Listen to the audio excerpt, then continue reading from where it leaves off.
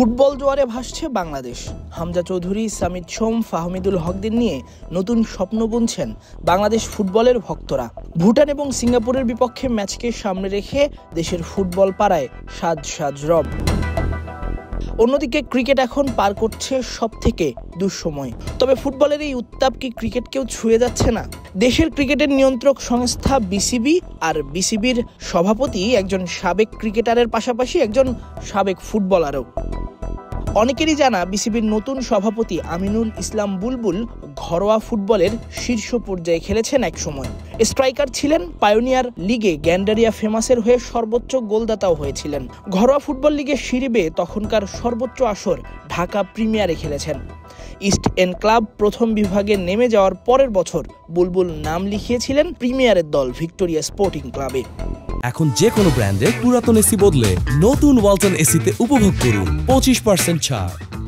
মোহামেডানের বিপক্ষে ম্যাচে বড় ধরনের ইনজুরিতে না পড়লে কে জানতো বুলবুলের পরিচয় হতো ফুটবলারই। পায়ের লিগামেন্ট ছিঁড়ে গেলে ফুল স্টপ পড়ে বুলবুলের ফুটবল ক্যারিয়ারে। বুলবুলের ফুটবলার হওয়ার স্বপ্নটা শেষ হয়ে যায় তাই সেই 1987 সালেই। এরপর পুরো মনোযোগ দেন ক্রিকেটে। বাংলাদেশের হয়ে খেলা, অধিনায়কত্ব করা, প্রথম টেস্ট সেঞ্চুরি। খেলা ছাড়ার পর বিশ্বজুড়ে ক্রিকেটের ফেরিওয়ালা, সেখান থেকে এখন বিসিবি সভাপতি। তাই বোধহয় প্রশ্ন না আসতেই বুলবুল নিজ থেকেই বললেন 10 তারিখ সিঙ্গাপুরের বিপক্ষে ম্যাচে দারুণ করবে বাংলাদেশ ফুটবল দল।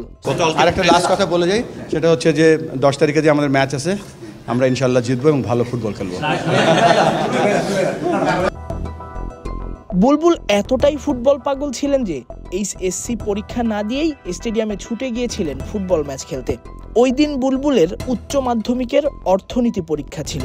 পরীক্ষার হলে ঢুকতে নটরডেম কলেজে গিয়েও ফিরে এসে ঢুকেছিলেন ঢাকা জাতীয় স্টেডিয়ামে, যে কারণে তাকে দ্বিতীয়বার এইচএসসি পরীক্ষা দিয়ে পাশ করতে হয়েছিল। এমন ফুটবল প্রেমী মানুষটা ক্রীড়া উপদেষ্টার সঙ্গে ক্রিকেট নিয়ে আলাপ করতে গিয়ে নাকি প্রথম কথাই জিজ্ঞেস করেছেন সিঙ্গাপুর ম্যাচের টিকিট কি করে পাবেন। শুনে খুশি হবেন যে আজকে আমাদের মিটিং এর প্রথম কথাই ছিল যে কিভাবে আমরা টিকিট পেতে পারি। সো আমরা জানি যে বাংলাদেশের স্পোর্টস ফুটবল, এবং সবচেয়ে বড় কথা যে এখানে আমাদের ক্রিকেট খেলা দেখতে আসে ফুটবলাররা, ফুটবলের কর্মকর্তারা। অবশ্যই আমরাও যাব এবং সাপোর্ট করবো, এবং আপনাদের শুধু না দেশবাসীর কাছে দোয়া করবো যেন আমরা এই ম্যাচটা জিততে পারি এবং ভালো খেলতে পারি। তাসফিক পলক, ক্রিক ফ্রেঞ্জি।